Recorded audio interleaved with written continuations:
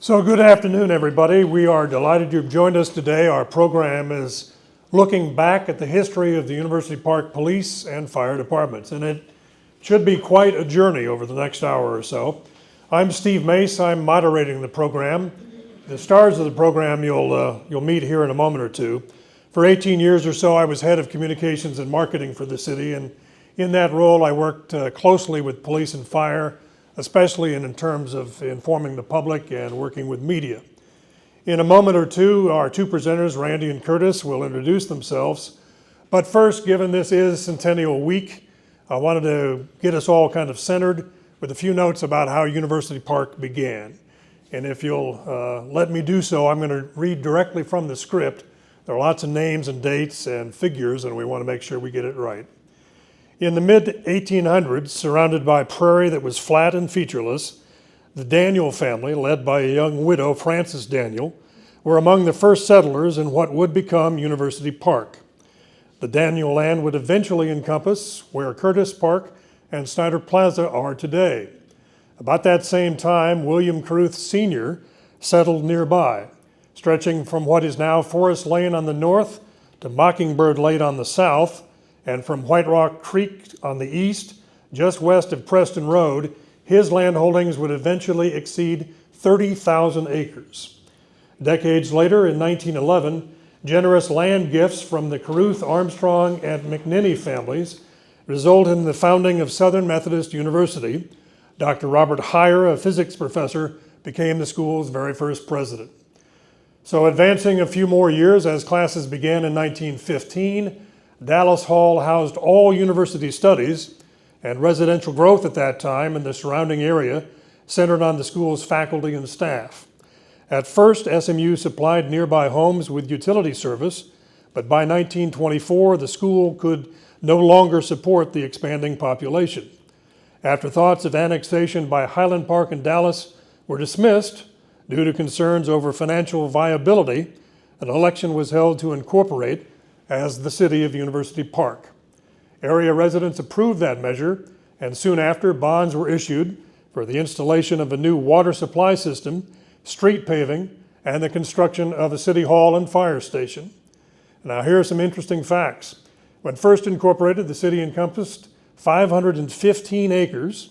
There were 380 homes and about 1,200 residents. Today, University Park has an incorporated area of just under 4 square miles, population just more than 25,000, and single-family homes account for 79% of total households. So with that as kind of the foundation for how we arrived to 1924 and how we progressed through the decades, format this afternoon will go generally decade by decade, starting in the 1920s. We'll highlight the history and development of both the police and fire departments, starting in the 1920s, going all the way to present-day operations. And we'll wrap up in an hour or so, and we're very much looking forward to and saving the last several minutes for questions from some of you.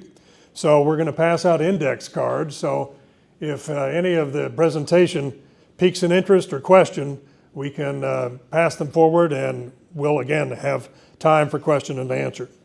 Now, if both gentlemen would introduce themselves, we'll begin with our presentations, and the fire department is first up. But first, Randy and Curtis, if you'd come up and just give us a brief background on your careers and what has you here today. I'm Lieutenant Ellenburg with the University Park Police Department. I've been employed here for about 34 years and seen a lot of changes just in those 34 years, and it's just really been, it's been a pleasure working here. Thank you, sir. Randy Howell, I am the fire chief, and been here for almost 16 years now. I actually got the golden ticket in June of 2008, and I feel like that's what happened to me on that day. So since I have been here, I have been nothing but absolutely impressed with this community and so appreciative to be a part of it. I know so many of you, those of you who I've not met, I hope that I get a chance to do so before we convene today. So thank you for being here. All right, ready? Okay, well, the disclaimer that I'll give you to start off with is Steve just mentioned that we will have a Q&A session when we're completed with today's presentations. And the reason I say that is because there is such an incredible depth of knowledge in this community, about this community, such depth of knowledge about this community in this room, that I don't claim to be the subject matter expert. You would think that if I'm standing up in front of you and talking you through this process that I would be. It's not me. I can look around at this room and just see so many people that know so many things about it, and I appreciate that knowledge. And I would encourage you that once we have completed this, if we have things that we can make more accurate than what I represented in the slide presentation, and I would assume that Lieutenant Ellenburg would say the same thing, then please, let's make this 100% accurate. There are certain things within this presentation that I made some assumptions on, because going back 100 years, there are some conflicting and multiple types of accounts of exactly how things evolved. So that's my disclaimer. Having said that, what I'd like to do is go directly into the presentation, and I'll start off from the beginning. In the beginning, in 1924, the city was incorporated, and upon incorporation, the founding forefathers decided, hey, you know, it'd be nice if we're a municipality, let's create a city hall. And in that city hall, let's make a fire station, a single station department, a single bay facility that is represented right here. Now, one of the things that popped up in research was the article. And this article, I know that you can't read this, but I'll give you a summary. City Hall and Fire Department Headquarters, Town of University Park, will be completed March 1st, is being erected at a cost of $15,000. How about that? Given today's construction costs, do you think we could do that again? I'm not so sure. The outer walls already are finished. Work begun December 1st of 24. And it says that the town of University Park includes Southern Methodist University, adjoining Highland Park on the north, was incorporated in May of 1924 and is less than 1 year old. So, yeah, I thought this is like, if you want to say this is from the beginning, right? This is the genesis of this community. And to see the walls actually under construction, when Curtis found this, Curtis is truly the individual that has a lot of history and is very resourceful person. But when he ran across this and shared it with me, I just thought, what a neat deal to be able to show this is the beginning. This is what it looked like once it was completed in its final form. And I believe that is the first fire pumper in the history of the city. So at that time, the fire station was staffed with 6 firefighters, and they were working on 24 and off 24. So every other day they worked a complete 24-hour shift, and there were 3 firefighters per shift. They were making a whopping $20 per month. So, and the other thing that I find interesting here is that they were referred to as hosmen. I had never heard that before I got here, but that's a thing. And you'll see up top there on the left-hand side, hosman was the badge, right? We've got that badge right up here. So that's one of the things that was passed along through posterity over the years, and I thought that was a really interesting feature. And it's a vintage badge that was used by one of the firefighters back many, many years ago. So in 1924, again, the city purchased a used motorized Cadillac fire pumper. We believe that is the picture of that original pumper. And it entered into an agreement with SMU because they only had 3 firefighters on per shift, right? And they entered into an agreement with SMU to utilize student volunteers as a brigade on SMU. And we've got a lot of history in that aspect as well. So in 26, city traded for a used pumper for a $10,000 new Cadillac pumper. So Cadillac at that point in time was in the fire pumper business. In February, 1 month after this pumper went into service, they had a fire on SMU campus. This is actually a verified picture of that fire. Is that Snyder Hall? And that, I don't know if that's actually Snyder or if it's one of the others. There were 3 different dorms. All 3 of them that were in existence in that area burned to the ground that day. Along with the original, that second $10,000 Cadillac fire pumper, they all went to the ground that day. Now, this fire pumper got positioned in between the dorms to try to cut off the fire from the dorm of origin, and was spraying water on it, and there was no pavement. It got stuck, the wind shifted, and it burned up their pumper. So I've had some bad days in my life. I've never had one like that. I've shown up and I've burned things all the way to the ground. There's nothing but hot dirt and smoke and nails left when I got done. And we did all we could. But that day they burned up their own fire pumper, and it was a really bad day. So, and this is actually, came from the Fort Worth Press, February 12th, 1926. And it talks about 3 men's dormitories that burned to the ground. We know that it was North Rankin and North Hall's dormitory that were destroyed for a total loss of $170,000. Back then, that's some pretty big money. It talks about one student was in the infirmary, and he had to hide in the bathroom in order to shelter in place because he couldn't get out once the fire had started. So pretty interesting. Then it says that University Park fire truck valued at $10,000 was destroyed during the fire. So that verified what it was that I had always been told. And the only thing I really knew about it at that point was that we had this picture up in the fire station. So I thought, okay. So it did verify what we had been saying for so long. Now, moving into that, from that point, when that pumper, it was only in service for less than 30 days, from what I can tell. The reason we call this one the second pumper was because that actual second pumper's tenure in service was so short, all right?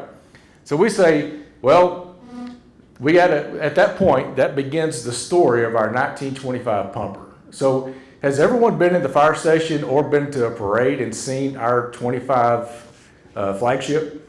That's what that is. So the history on that, I just feel like this is a good segue into it. It served the community at our second pumper, and we think that it ran from about 26 until the late 30s. It was sold at an auction after being replaced in the late 30s. It was stored in an aircraft hangar in Fort Worth. Years later, it was purchased by a former Travis County fire chief for restoration. He was just a fire equipment buff. After being partially restored, purchased by Jollyville Fire Department for use in parades. They found it and they're like, hey, what a neat old pumper. We could take this and do some restoration and, get it running. Well, that sounds like a pretty simple thing. They'd done all the cosmetic to it, but at that point they're like, well, the motor doesn't run, so we need to get that going. So they couldn't get it running. Bottom line, they tried and tried and tried, and this thing was so old, it was just not, they just couldn't find the parts and things that they needed. They couldn't get the wiring schematics and diagrams correct, and so they finally pretty much gave up on it. In 21, the Jollyville fire chief investigated, and he was like, well, where did this pumper come from, right? He's thinking about donating that pumper to maybe a museum, but then it just dawned on him, and he told us when we visited with him. I was like, who owned this thing to begin with? They went back to American La France, did some searching into that database, and found that it was originally owned by the city of University Park. So UPPD was contacted and we purchased for $500. The additional story to that is that Chief Green in the back was actually at a conference, and the chief of Jollyville found or saw his shirt, right? And walked up to him and said, hey, I think I've got your second pumper, or original pumper, one of the two. And that began the conversation, and it ended with us basically giving them a $500 gratuity, saying thank you very much for spending thousands and thousands of dollars and making this thing beautiful. Now all we have to do is bring it back and make it work, right? Make it run. Wouldn't that be great? So I had it here in 21. We got this thing in the spring, and for the 4th of July, I had promised the mayor that I would try my very best to drive this thing in the parade, right? It's a few months later. So we finally got it started, and it's got friction brakes on it. It's got an old magneto motor. This thing is old. And I drove it from Peak Service Center all the way up to Airline and SMU, and it just gave out on me. just laid down on me. It was a done deal. And on top of that, as soon as it died, I'm telling you, within 2 minutes after that, it came a driving rainstorm. As I was a drowned rat right there sitting on top of that fire pumper, totally defeated. I was so excited about going driving this in the parade, but it didn't work out that day. But what these guys did, and that's the reason I've got this memorial plaque, and you'll see that I've got this setting up right here. We've got it in the fire station. I gave them a copy of this over at Fleet and basically told them how much we appreciate it. But they took the motor out, they put a new motor in it, they rebuilt that motor out of Fleet, right, to be extremely frugal. They put a new drivetrain and transmission. They put a rear axle under it so that I could have disc brakes and stop it. If one of our little kiddos ran out at 4th of July parade to get a piece of candy, I've got to be able to stop this thing. So I was like, as much as I hate to, we're going to have to take that rear axle out from underneath there and give me some disc brakes. So that is the last of that, and you can see that this is us in the pumper. Here's some of my guys that are actually just posing with the pumper. They're very proud. We've got it stored in the Forest Fire Station Bay, closest to Gore Park, and it's our flagship. So, moving along, tell you a story about F.F. Bennett. So F.F. Bennett, he was employed based on the picture that we got from the Dallas Fire Museum with the Dallas Fire Department, and he was employed from 1985 through 1928. And we have record of the fact that he then transitioned over, I guess, finished his career with Dallas, came over, and became the police chief. I don't know how that worked. Again, I mean, I know there's a lot more story to this than what I've got, but that's what facts are telling us, is that he became the police chief in 28, and he served from 28 until 32. Then he became the first chief over police and fire, and here's the part that I'm not that proud of, but the story goes on, and this is somewhat verified. This began in 29 when reportedly the fire chief reported on duty in an inebriated state. That was a quote unquote. Don't know what that looks like, don't know the details. But anyway, unfortunate incident for that chief, career ending, career dissipation light was being omitted by that individual's poor decisions that day. So that model, from what we can tell, and here's the things, if you know better than I do, please tell me, but based on what Curtis and I know, this model remained until 1999 when Chief David Ledbetter took over and they separated once again police from fire, right? So, and then from that point, Chief Ledbetter served as the fire chief, and I took over in that position in 2008. So that's the history there. In 37, the city bought a new 37 Peter Persh pumper, and they had 21 firefighters. They increased their force, and you can see that they now have a double stall apparatus bay. And this version of the Williamsburg Governor Palace, originally in Virginia, right? And I think Thomas Jefferson actually served out of that. This was built for the sum of $65,000, and the project included that second fire bay. So, and this is the first time that fire, police, and city offices were housed in the same location. And here's just some pictures in the 1930s. I didn't have a lot of specific information to share with you, other than there's things going on. You know, people living their lives, firefighters that come to work, protecting the community, and doing their thing, and there's some pictures of them posing around their apparatus. Here is in 1943, and one of the things I've always said is, this guy looks like he means business, does he not?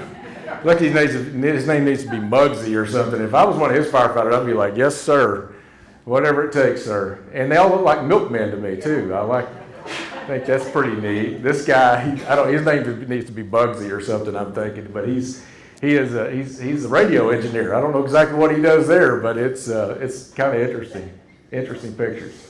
Now here, okay, you're gonna like this one because I got this picture from Chief Spradlin. So he was Chief Mathis's predecessor.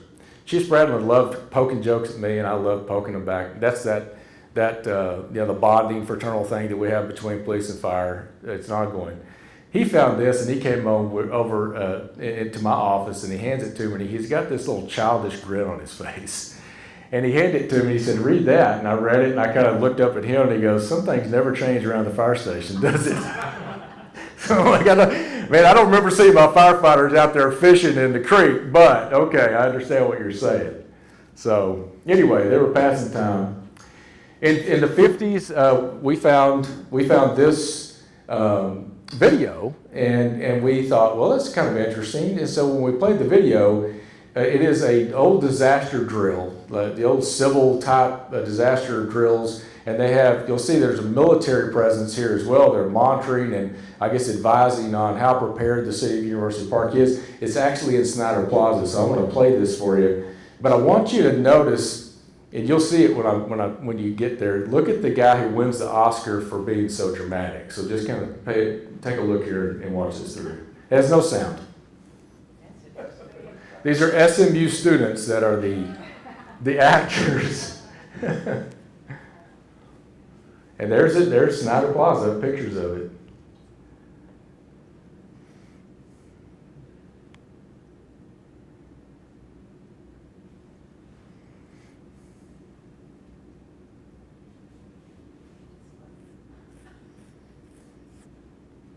Old gurneys.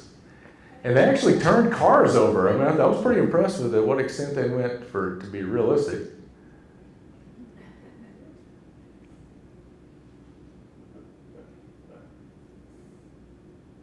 More Snyder Plaza in the back. Now, right here. Look at this guy. Oh my gosh. It makes me hurt just looking at him, too. So moving on into the 50s. So this one haunted me a little bit because this is right down the street from Golf's Hamburgers. And you guys see that? If you're not, if you weren't around at that time, then you're lucky because I think it was 107 that day. I know Robbie's shaking his head, and man, it was a miserable day. But this again came from the Fort Worth Press, February 2nd of 1958. And it's saying that the businesses destroyed were a beauty salon, florist, diet shop, dress shop, corner restaurant. So it kind of talks about $100,000 in fire damage to these businesses. So I thought that was an interesting photo, right across the street from SMU.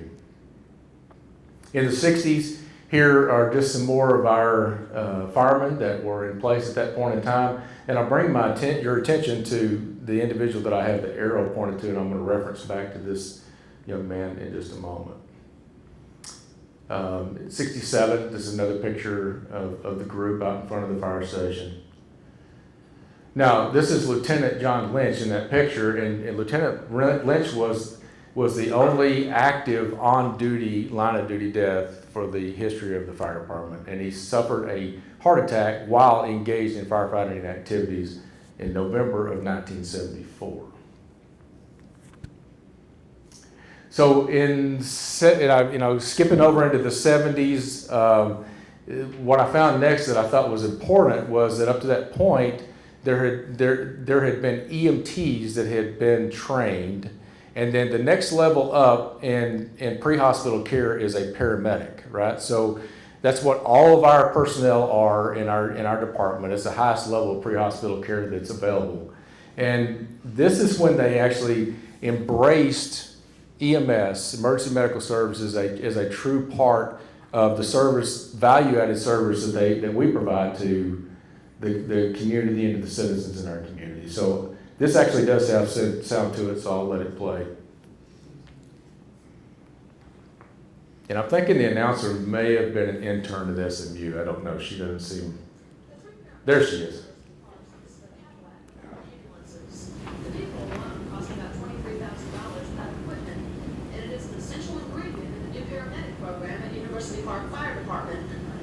The fire department had a difficult time convincing city officials the expensive paramedic program was necessary. It took them about 3 years to get approval.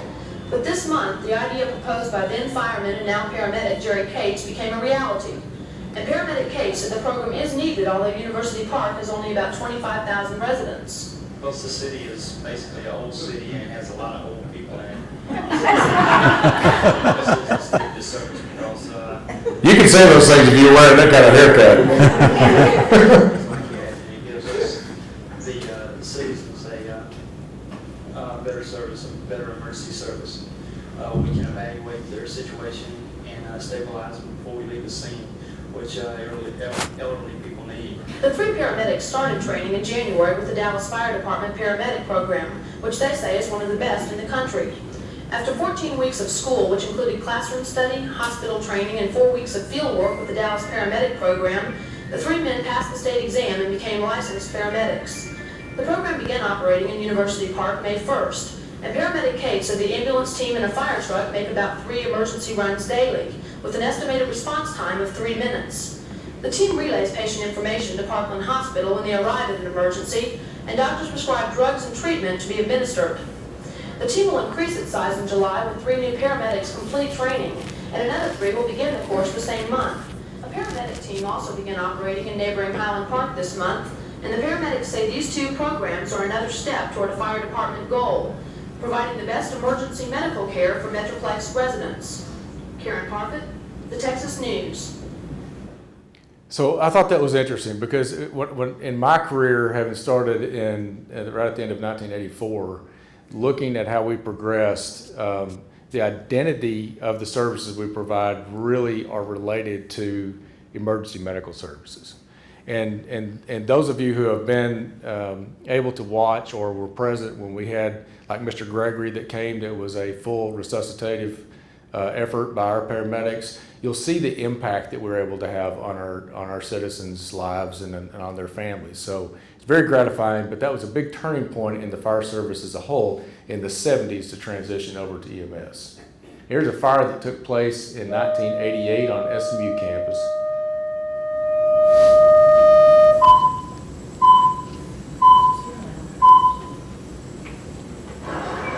Thick walls of flame and huge billowing columns of black smoke rolled out of the Beta Theta Pi fraternity house just minutes after this blaze broke out around 7 this evening. According to one of the residents, the fire began in an air conditioning unit in the attic. Ryan Gutton says he and a friend saw smoke coming from the attic and went up there to investigate. We saw the flames spitting out from the side of the wall where the air conditioner unit was coming from, and that's the only piece of electrical equipment up there. All 25 residents got out safely. Ryan Gutton was the only one who managed to save some of his belongings. She said including some of his CDs. I mean, I was like, thank God we got the CDs out. So anyway, interesting evolutions in the fire services will go along. Moving forward, I believe, Steve, you're actually the one who took this picture here on the right. Big step forward in the progression and the expansion of the services that we provide and the facilities that we provide them out of.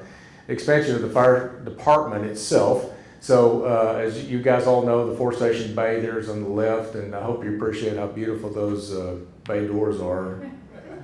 So this is the expansion project coming from the original on your left up to and including the expansion project in 2008. So, one too many. In an effort to try to embrace and encapsulate and remember the history of the department, in 2009, 1 year after I got here, we had the poles that were just laying underneath the bunker gear racks, and these poles were actually used and slid by firefighters for decades here in this community. And George knows, George Jones in the back there, our assistant fire marshal. So he slid those poles, and so what I did was I had them actually create a memorial corner and make it look like that fire platform to a certain degree, and then put some memorabilia around it. You can see that the badge holders and things of that nature are back there, in our commemoration bell and things. So just to try to embrace the history of the department. 2012, a big benchmark in our progression was to get a actual drill tower so that our firefighters could train right here in the city, and that's over there at the Fondren Water Tower on the east side of 75. Then as the time progressed on, one of the initiatives that we identified in our strategic plan for the department was we wanted to try to weave our identity more so into the community. And the way we did that was, the first thing, we got a hold of the Fighting Scott emblem, and we changed that over and put a skirt on him, so he's fighting, looked like a Fighting Scott and a helmet, and we created an emblem. We're like, well, that looks pretty neat. So the next thing we did was we thought, well, wouldn't that be neat to put it onto a fire engine and create a actual fire apparatus that we named the Fighting Scott. And we did that, and on the day that we did that, put it in service, we did a push-in ceremony. We brought the Highland Park Band over, and there were probably 300, maybe 400 people that showed up from the school district and the community, and we celebrated that integration of the Fighting Scott into the fire department and demonstrated our commitment to being a part of the community and reflecting the community that we serve. And this just happens to be 4 of us standing there. We were so proud of it when we put that apparatus in service. Now, 2016 was a pretty tough year. Again, going back to the Goffs fire, it's one of those things that I cannot drive by that intersection without reliving a few of those moments. That was the hottest, smokiest thing that I've ever experienced in my career. Plus, I probably had 5 microphones in my face, and God bless Steve. He was standing there trying to keep me in line and on point as I was being interviewed during that fire. And so it ended up being, unfortunately, a situation where we had to tear down the building to be able to get all the hot spots put out. The same year, we had 2 full honors ceremonies, funerals for 2 of our firefighters. The gentleman on the left, Rusty Massey, died of cancer, and then we had Bob Pointer that was a victim of a domestic issue. And the gentleman in the middle, one of our fire lieutenants, was doing the Carry the Load ceremony that honors public safety personnel and military personnel that have died in the line of duty. And he walked all the way from downtown Rockwall to, the name of the bridge, the new bridge in Dallas. That's got the big arches. Yes, thank you very much. So he walked all the way with that bunker gear on in memory of those gentlemen that passed. Again, got to say kudos to Steve. He was right there with me during that whole time with the press. 2017, we take delivery of a new Fighting Scott in the ladder truck. You can see right here, this has got the Fighting Scott. So that's our new one that's currently in service as we speak. And it's got the same emblem on it. And then finally, I'll say in 2017, we were able to move from an ISO 2 into an ISO 1 posture. We just got reaccredited in that status just last week. And then we also, in 2019, became a best practices accredited department to the state of Texas Fire Chiefs Association. And we just renewed that as well just this last year. So I'm very proud to say that we tried to do our very best to reflect the excellence in this community that is represented by the citizens that we serve, the businesses, the schools, the churches, everyone else that we have in this community that honors us with allowing us to serve you.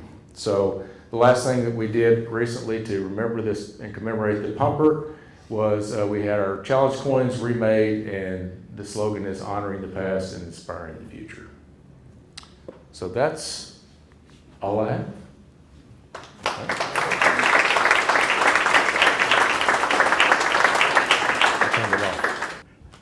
Again, I'm Lieutenant Ellenburg with the University Park Police Department, and just a short history on the police department. The fire department and the police department have worked really well together over the years. Like I said, I've been here for quite a while, and we've always gotten along really well. And starting off, it probably comes from starting off being so close together. When the original building was built, they didn't really have a place for the police department, but they dispatched out of that building. The police officers would come in and get their calls and stuff like that. An ordinance was passed in May of 1926 to establish the position of the chief. Prior to that, law enforcement was basically done by a city deputy marshal, probably some would know him as a night watchman, under the direction of the city secretary. According to that article there, Mr. Goldrich was named the chief peace officer of the University Park, and I would assume that he's probably more of a marshal that just kind of kept an eye on things at night and helped do different things during the day. He was also over the fire department and the sanitation regulations. So, since its inception, the University Park Police Department's had 13 chiefs of police, maybe more, maybe, but probably not less. It's a little bit hard to tell. I've researched it and researched it. You find articles that talk about the police chiefs and things like that. Really, the list of names are the ones that we can actually say for sure they were chiefs of police. And like Chief Howell said, a lot of them were over the police and fire. A few of them had fire backgrounds. Most of them had police backgrounds. Up until after Chief Dixon left, that's when they split the chief and the chiefs and made a fire and police chief. The department started with 2 patrolmen working 12-hour shifts. They would make frequent calls to the police headquarters at the fire station to receive any emergency assignments. Later, a red light was mounted on top of the city hall and would signal the night officers that an emergency was holding. They would then, in turn, call for an update. In 1933, the department received 2-way radios and could communicate with Dallas PD. Messages from local officers were telephoned to Dallas and the headquarters, and they would relay it to the officers. Motorcycles, a motorcycle was one of the first pieces of rolling stock in the department. I'm not sure how long they used the motorcycle back then. I know that they talked a lot about traffic enforcement, and evidently speeding used to be a kind of a big deal back in the 20s and the 30s. And at some point they quit using the motorcycle, and then back in 2017 we started using them again, and it's been very successful in traffic control and a lot of issues like that.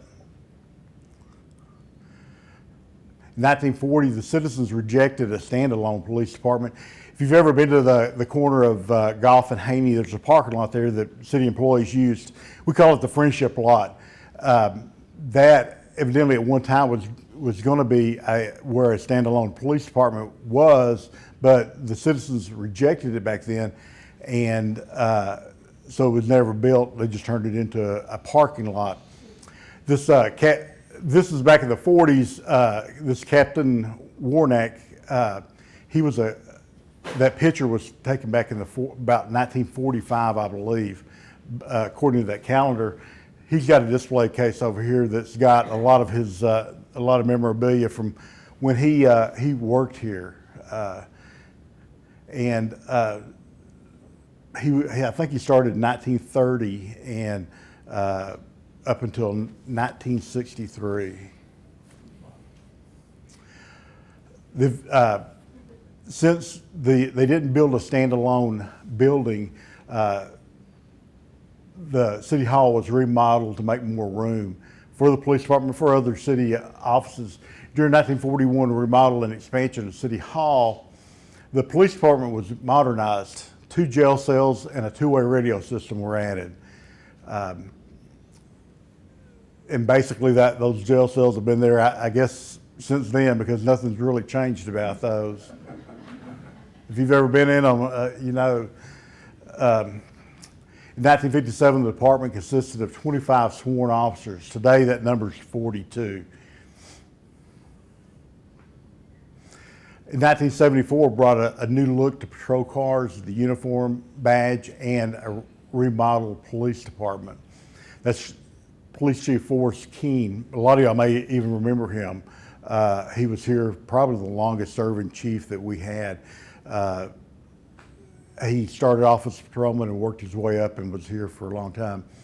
There have been 3 official badges in the history of the department. The latest change was around 2004. The star-shaped one over on the left was the first But then we went to this one over on the right, and one of the centers what we have now. Over the years, there's been several upgrades, expansions, and remodels to the original City Hall structure to accommodate city services, including the police department. The police department now occupies area on all 3 floors of City Hall, including a locker room for the officers as well as a sally port for the safe loading and unloading of prisoners. That's probably one of the biggest safety measures that we've made in several years was the sally port. Starting in the 2000s, the police department began to take a new look. We changed the badge, a new badge. We changed the graphics of the cars and went to a black and white car. When I came to work here in 1990, the cars were white with green lettering. We went back to a black and white. We changed the shoulder patch, and we became accredited. We've been accredited for several years now, and just recently, I think we've gotten our latest accreditation. This is the current chief. It's Bill Mathis. He was promoted to that position in 2021. The police department now operates on a budget for fiscal year 24 of about almost $11 million. The budget encompasses training, firearms, less lethal equipment, uniforms, animal control, subscriptions, and other office-related costs. The current head count for the department, the complete department, sworn and non-sworn officers is 63. That's our chart of how it's broken up. Call loads, just some of the calls that we've taken over the years that you may not be aware of. We think of University Park as being a pretty quiet neighborhood, and for the most part it is, but over the years, different things have happened. The first murder that I've been able to find was over an argument over a card game where a wife killed her husband. Jane Mansfield, she was raised here, evidently. Some of y'all probably knew that, lost her ring while she was here. 1962. Who would have thought that this much moonshine would have been made in University Park? 1927, 29, and 53.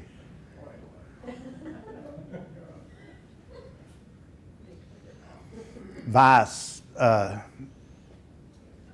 bookie, taking bets, several gambling operations, Brawley House. Even up to 2009, we had a prostitute case. A widow narrowly escaped death from dynamite attack on her automobile. A police officer shot, and this man here was a burglary suspect who committed a murder over on the east side of town. That's about it. Thank you.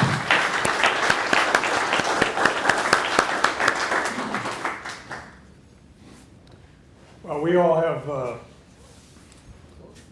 have great stories to tell at the dinner table or wow your relatives. Again, thanks to both gentlemen for their presentations. And as promised, we do have about 15 minutes or so left in the hour in case you would have any questions to pose to either personnel. And because we had hoped to do cards, but we'll do microphone because this is being videotaped so that others in the coming years can watch it. Gretchen, I'll bring you. I have only recently discovered through Marty Korn, but there is a softer side to the fire department that I never knew, and maybe everybody else does know. But if people, probably around my age, fall, they can call the fire department, and the fire department will come and help them get steady back on their feet. I mean, I would have thought that you only call the fire department if your house was burning down. And Marty has said that they also have a list of people where if it is relatively chronic, they will come and check on them. And I just think that is amazing. And maybe everybody knows that but me, but I didn't. So I think there is a softer side to the fire department. Thank you, Steve.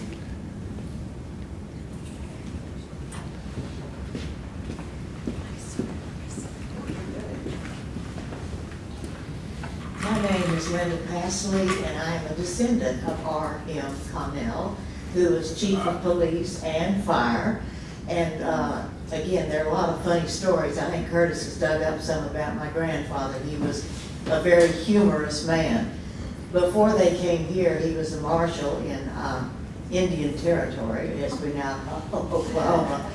And when he was here at the fire and police department, one of his things that he did, and there were articles in the newspaper about it, would be to take a flat top truck up to O&B Stadium and run the drunks out at SMU football games and put them on his truck for all to see.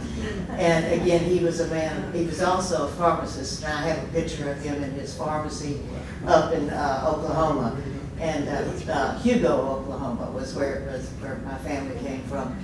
And then my grandmother, great-grandmother, actually came over from Mississippi after the Civil War when they moved from Tupelo, over this direction. So, we've got all sorts of family connections. I think my mother and the family lived on McFarland, and I think the house is still standing, amazingly enough. So again, I am a descendant of one of the police and fire chiefs.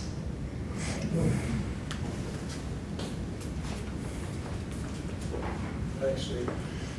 Chief Howell, you didn't tell us how many employees you have in your department now. I think that'd be interesting. Also, how many gallons of water did we put on the golf fire? And what's the size of our water tanks? I'm not sure I've got that many fingers or toes. I will tell you that we fought that fire for a total of about 9 hours. And at its peak, we were flowing 4 master streams, running anywhere from 1,000 to 1,500 gallons a minute piece, right? So if you do the math on that, the water towers were feeling the pain, no doubt. 3.2 million gallons. So, yeah, it was a lot. The worst people were sweating, keeping the tanks full. They were. And we have 36 employees all total. I'm curious, when SMU got their own police department, like at what point was UP, I'm not even sure really how it works now, but now that they have their own force, when did that happen, and is there like lines that UP doesn't, the UP police kind of says SMU police handles everything on their campus, and how that kind of dovetails together? Yeah. I know they don't have their own fire department, so. Police department, I know when I came to work here, they didn't have a chief, they had like a department manager over that, but they actually had police officers, and that was in 1990. Basically, anything on campus, that's their jurisdiction. We have a concurrent jurisdiction. If something happens, we can answer calls over there, and we even use them occasionally for mutual aid in other calls if we need them.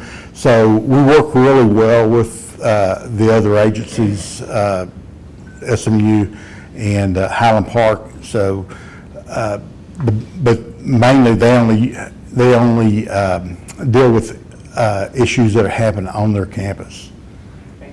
I believe it was 1965, but they only had 3 officers. Yeah, I know. a lot of the articles I've read in the old newspapers, University Park police officers worked football games and stuff like that at SMU and have gotten in trouble over at SMU, and so from getting into different situations, and so I'm not sure when. Town and gown mentality.